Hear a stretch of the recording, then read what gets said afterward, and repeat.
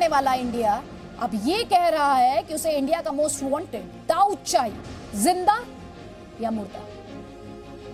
भारत में बैठा पाकिस्तानी और दाऊद प्रेमी गैंग ये नहीं चाहता कि दाऊद को कभी भी जिंदा भारत लाया जाए, क्योंकि अगर ऐसा हो गया तो बहुत सारे लोगों के राज खुल जाएंगे।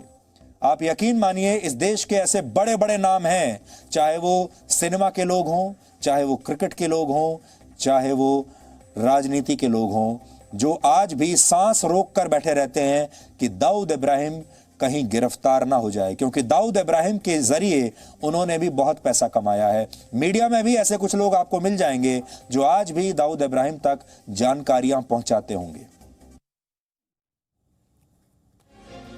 तो जल्दी से आपको हमारे सवाल बता देते हैं, ताल ठोक के जनता के सवाल। 257 हत्या का बदला 27 साल बाद होगा पूरा।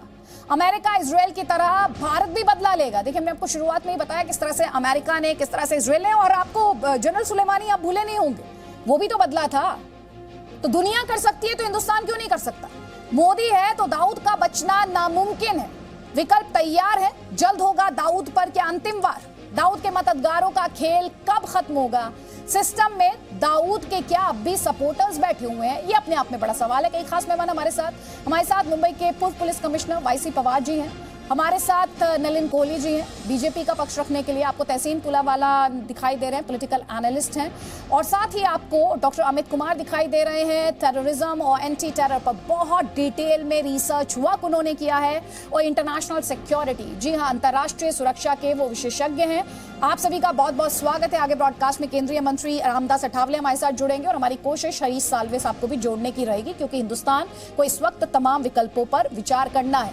सबसे पहले नलिन कोहली आपके पास आना चाहती हूं। मैं जानती हूं जो खुफिया ऑपरेशंस होते हैं उनमें बहुत संवेदनशीलता होती है, उनमें आप इंफॉर्मेशन पब्लिकली आकर नहीं देते हैं, लेकिन आप खुद एक लॉयर भी हैं, और आपसे मैं जानना चाहती हूं, जी न्यूज ने दाऊद इब्राहिम का घर दिखा दिया, जी न्यूज ने उसके बैंक अकाउंट्स दिखा दिए, जी न्यूज ने उसके परिवार का कच्चा चिट्ठा दिखा दिया, जी न्यूज ने उसका काला कारोबार जो है उसकी कुंडली दिखा दी, जी न्यूज ने सब कुछ दिखा दिया। सर, अब हिंदुस्तान नेक्स्ट क्या करेगा?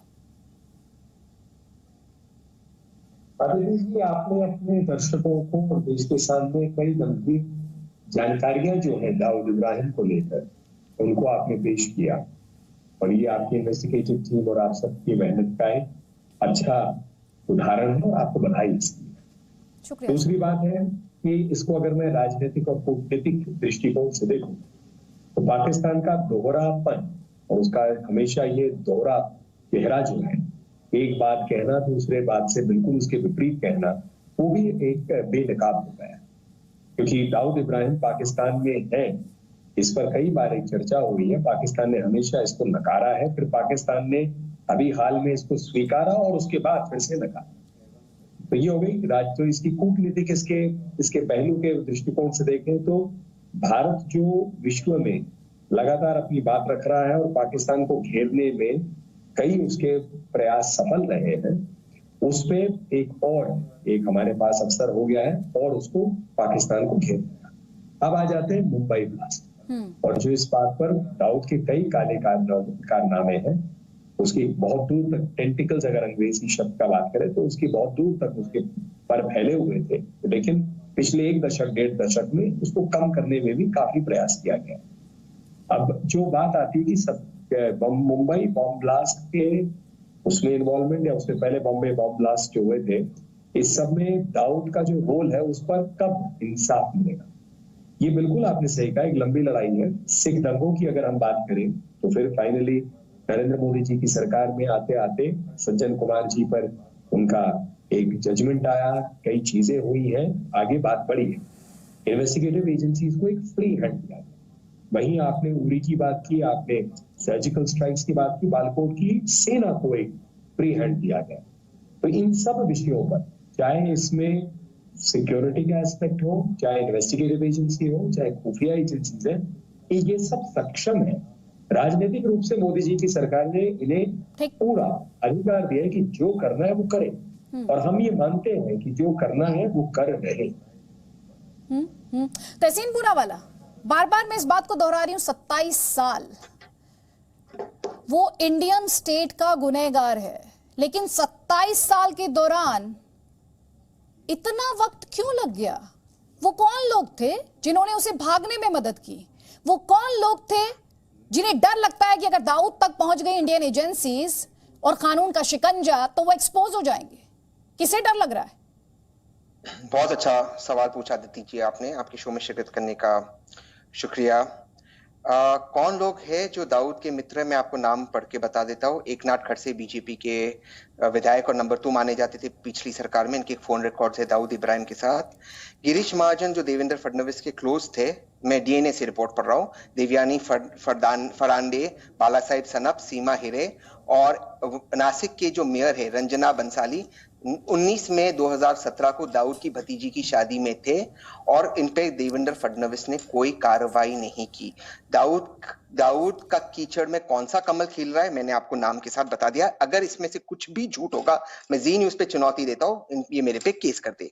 दूसरी चीज, कोई भी आतंकवादी हो उसका बीजेपी के साथ कोई ना कोई रिश्ता तो निकलता है, चाहे फिर वो वीरप्पन की बेटी हो जो बीजेपी ज्वाइन करती है या प्रज्ञा ठाकुर जो बीजेपी की सांसद है। अच्छा। तो इसके साथ मैं अपनी बात समाप्त करता हूं कि बीजेपी कहीं ना कहीं आतंकवादियों के साथ बीजेपी का संपर्क बना रहता है और इनके रिकॉर्ड निकलते हैं।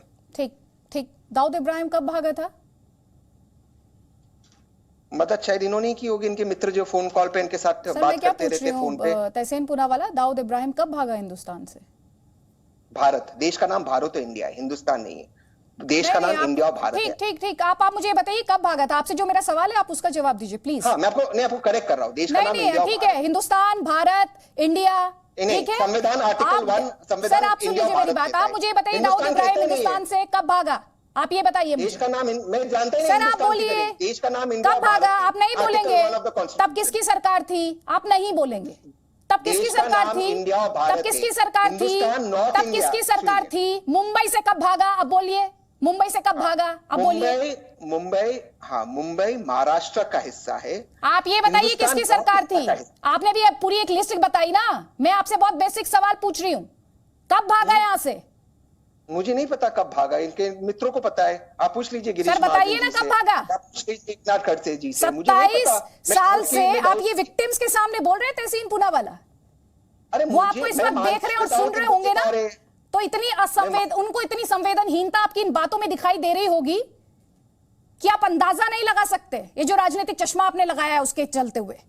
नलिन कोहली जी, ये आपकी सरकार को कटघरे में खड़ा कर रहे हैं। सर आपका काउंटर। मुझे बड़ा नॉर्मली जब बात करते हैं इस प्रकार की बातें कभी भाजपा का मतलब उन्होंने पूरा आरोप लगाया कि भाजपा और आतंकवादी जो है। अब मुझे भी कुछ जवाब देने पड़ेंगे। पहली बात है, ओसामा बिन लादेन को ओसामा जी किसने कहा था? कांग्रेस के वरिष्ठ नेता दिग्विजय जी ने, ठीक है ना। दूसरी बात आप आइए, जितने लोग देश से भागकर निकले, क्यों हमेशा ही कांग्रेस या कांग्रेस शासक के समय देती है? 93, 94, 95 में केंद्र में किसकी सरकार थी? कांग्रेस की सरकार। आप आ जाइए मेहुल चोकसी या आप ले लीजिए नीरव मोदी। नीरव मोदी के यहाँ तो एक पार्टी में राहुल गांधी जी गए थे, वो एक शो उनका था। लोन्स किसने दिए? नीरव मोदी को, मेहुल चोकसी को, विजय माल्या को। जितने लोग भाग कर गए, लोन्स किसने दिए? फोन बैंकिंग जो होता था ना, फोन उठा के जो है बैंकिंग करना, इनको 50 करोड़ दे दो, 5000 करोड़ दे दो, 10,000 करोड़ जनता का पैसा है, क्या फर्क पड़ता है? कोई कमीशन कहीं जाती होगी।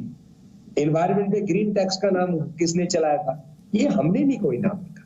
ये सब देश के सामने जो है, कांग्रेस का हमेशा जो है कहीं ना कहीं तार या तो भ्रष्टाचार से जुड़ता है या उन लोगों से जुड़ता है जो देश छोड़ के भाग जाते हैं।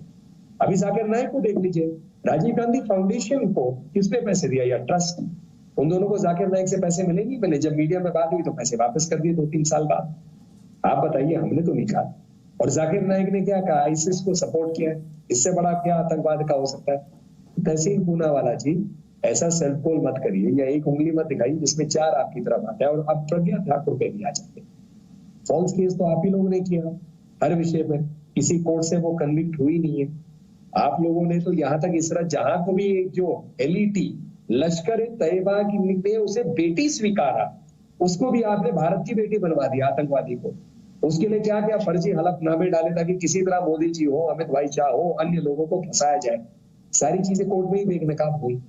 इसलिए तहसीन पूनावाला जी, बड़ा सरल है एक आरोप लगाना, लेकिन तथ्यों के बात में करिए। दाऊद इब्राहिम का भी भागना आपके कार्यकाल में हुआ, रोक ही नहीं पाए। यहां तक भी आर्थर एंडरसन, जो ठीक सर। आपका हुआ था भोपाल एक गैस लाइन में- कांड, आज भी लोग जो है तरसते हैं, उसकी वजह से बीमार होते हैं, हजारों की संख्या में गए।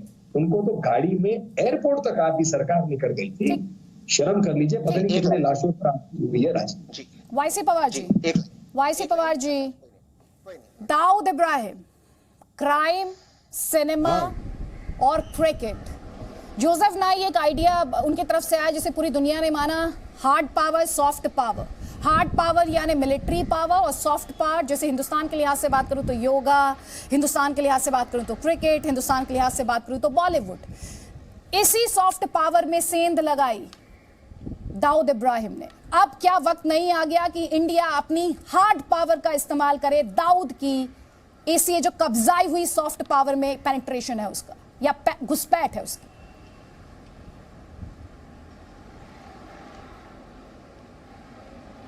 दाऊद को मारना ये बहुत बड़ी बात नहीं है।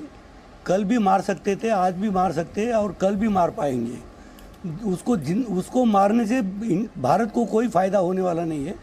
उसको जिंदा पकड़ना यही ज़्यादा अहम बात है, क्योंकि जब तक कि वो जिंदा नहीं पकड़ा जाता तब तक के पाकिस्तान का पूरा पर्दाफाश नहीं हो सकता, और पर्दाफाश करने का है तो उसको जिंदा पकड़ना बहुत ही ज़रूरी है।